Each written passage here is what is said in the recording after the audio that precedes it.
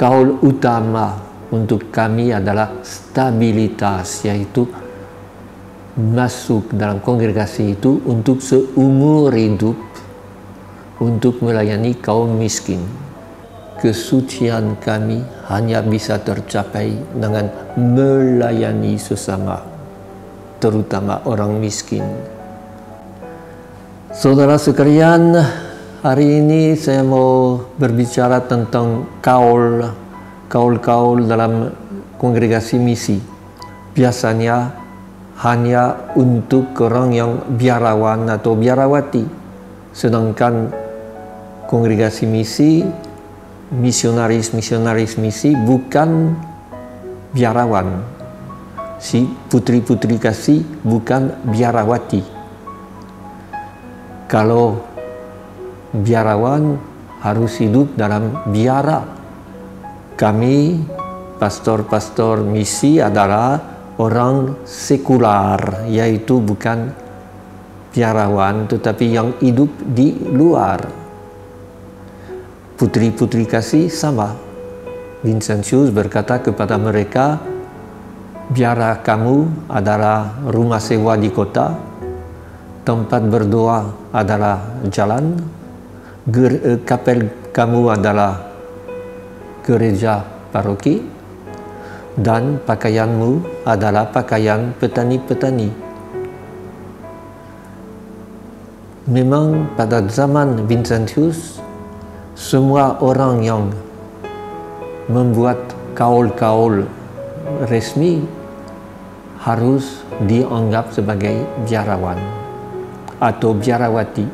Itu terjadi dengan Visitandine yang diciptakan oleh Santo Franciscus dari Sal ketika mereka buat kaul langsung dikurung dalam biara, tidak boleh lagi pergi mengunjungi, padahal namanya mereka Visitandine, yaitu yang mengunjungi. Maka Santo Vincentius sangat perhatikan tentang itu. Dan juga pembina rohaninya Berulle, waktu dia dengar bahwa Vincentius ada maksud membuat kaul, dia mau melawan. Dia berkata di Roma, jangan mereka buat kaul. Maka perlu kita pertama lihat apa sebab Santo Vincentius toh mau supaya Lazaris dan Putri Kasih mengadakan kaul-kaul.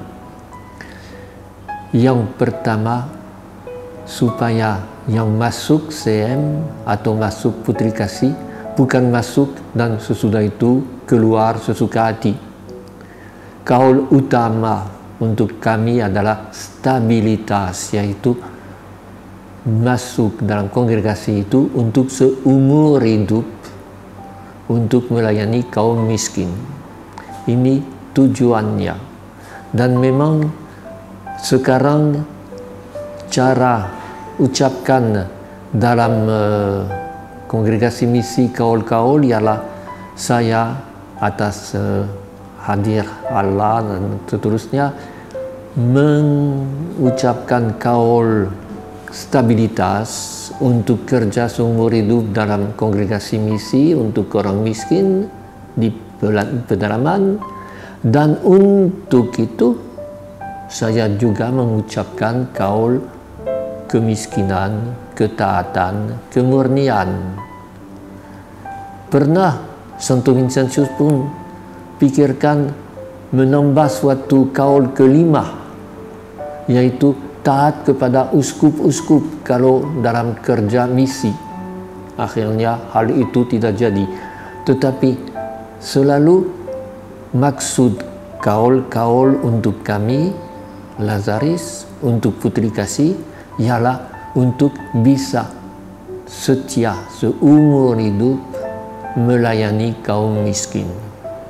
Bukan soal menjadi orang kudus seperti orang biarawan, biarawati yang masuk ke biara dan terkurung di situ, tetapi diutus, dan supaya utusan itu bukan hari ini saya mau, besok saya lepaskan, sungguh-sungguh mau supaya hal itu dilakukan seumur hidup. Maka kaul-kaul kami bukan kaul biarawan, bukan kaul religius. Tentunya kaul itu untuk orang Lazaris, CM, hanya bisa dilepaskan kalau perlu oleh Sri Paus atau oleh superior general, bukan keputusan pribadi. Maka Santo Vincentius berhasil mengawinkan tujuan menjadi misionaris, pergi ke pelayanan kaum miskin, dan soal kaul-kaul itu. Yang pertama diadakan kaul oleh Vincentius dan beberapa kawan ialah pada tahun 1627, yaitu katakan 5 tahun sesudah didirikan CM, didirikan kongregasi misi. Dari semula Santo Vincentius merasa perlu itu, tetapi perjuangan untuk bisa diakui lama sekali. Ada banyak konfrater pada zaman itu yang berkata tidak perlu, dan Vincentius berkata silakan, yang mau silakan, yang tidak mau oke juga.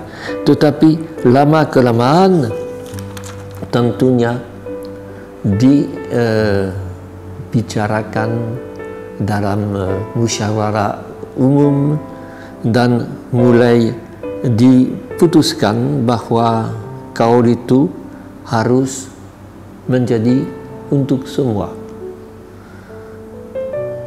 Akhirnya juga Sri Paus memutuskan bahwa oke, bolehlah. Ini pada 1653 atau 54 akhirnya kaul-kaul kami disahkan oleh Sri Paus. Itu sesuatu yang sungguh-sungguh unik dalam sejarah gereja. Tentu kaul-kaul pribadi dari kaum awam atau itu banyak, tetapi ini masalah pribadi. Ini kaul kami untuk stabilitas, untuk sungguh-sungguh mau rasa terikat dalam kongregasi misi untuk mengerjakan tujuannya. Maka hal itu sungguh perlu direnungkan, dan kaul kemiskinan misalnya sangat unik dalam sejarah gereja. Biasanya kalau kaul kemiskinan semua milik orang yang buat kaul itu diserahkan kepada kongregasinya. Kami tidak. Kami boleh menyimpan milik kami, hanya tidak bisa, tidak boleh memakainya tanpa izin dari superior general atau superior rumah. Ini selalu dengan Santo Vincentius dia coba menyesuaikan hukum, tradisi dengan keperluan untuk misi. Bukan membuat sesuatu yang lebih gampang, membuat sesuatu yang berguna untuk kaum miskin. Tentunya kalau saya mempunyai sedikit dari warisan nenek moyang saya atau dari yang dulu sebelum masuk CM sedikit uang atau kekayaan, ya entah bagusnya kalau saya pakainya untuk orang miskin, tetapi dengan izin superior, bukan inisiatif saya, bukan kebaikan hati saya, tetapi karya dari misi, dari kongregasi.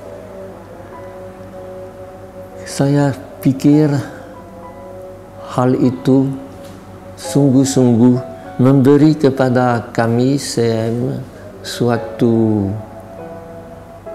semangat yang sungguh-sungguh istimewa untuk tahu bahwa kesucian kami hanya bisa tercapai dengan melayani sesama, terutama orang miskin. Seringkali Santo Vincentius dalam konferensinya berkata ada orang yang hebat spiritnya, mau suci dan lain-lain, tapi kalau harus melayani orang lain, nol.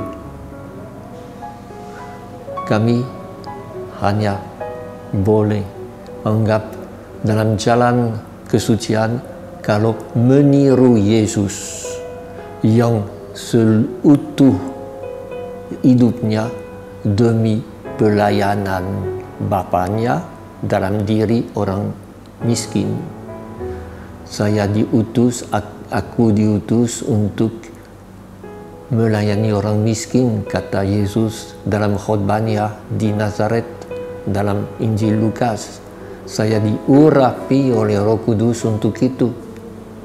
Dan dalam Matius bab 25, waktu Yesus berkata, saya lapar, saya telanjang, saya sakit, kapan kami temu engkau lapar, telanjang, sakit dan lain-lain? Kata Yesus, setiap kali kamu melayani saudara-saudaraku yang paling miskin, kamu melayani aku.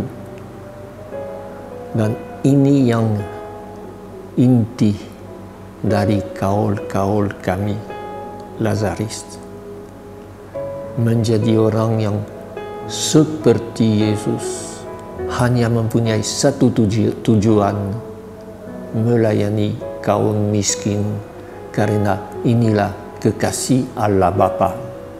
Inilah tempat di mana kita temu dengan Yesus. Jangan kira bahwa gampang. Kita selalu, aku harus kembali kepada semangat itu, harus ingat bukan hidup mewah-mewah, gampang-gampang, tetapi justru ingat bahwa saya masuk CM untuk di dalamnya menjadi serupa dengan Yesus, dengan pergi mendampingi orang miskin, dan untuk itu saya perlu semangat kemiskinan, ketaatan, dan kemurnian. Saya harap penjelasan ini sedikit memberi terang tentang semangat kaul dalam misi Lazaris. Kalau Sister Putri Kasih, mereka ucapkan kaul-kaul setiap tahun, mengulanginya supaya mereka tidak dianggap sebagai biarawati, sebagai orang yang harus dikurung dalam biara. Tidak berarti bahwa mereka berkaul untuk 1 tahun saja dan sesudah itu beres, tetapi supaya justru mereka setiap tahun ingat tujuan kaulnya dan bagaimana mereka mau menghayatinya. Dan kaul kekal diucapkan di hadapan superior atau yang, tetapi bukan seperti biarawan atau biarawati yang hebat, tetapi ya diberi kepada kami suatu salib sebagai tanda, dan salib itu tentunya mempunyai arti istimewa untuk kami, yaitu bahwa Kaul bukan hidup mewah tetapi seperti Yesus rasa mengorbankan diri, rela mengorbankan diri. Saya tekankan hal itu bukan kaul religius, bukan kaul yang buat kami menjadi biarawan. Ini kaul sederhana namanya, tetapi istimewa karena hanya bisa dihapuskan oleh Sri Paus atau Superior General. Sedangkan kaul sederhana dari seorang awam, dia bersama dengan pemimpin rohaninya, dan kalau mau menghapuskan silakanlah, tidak apa-apa. Kami bukan diikat seumur hidup. Ini kaul utama, stabilitas.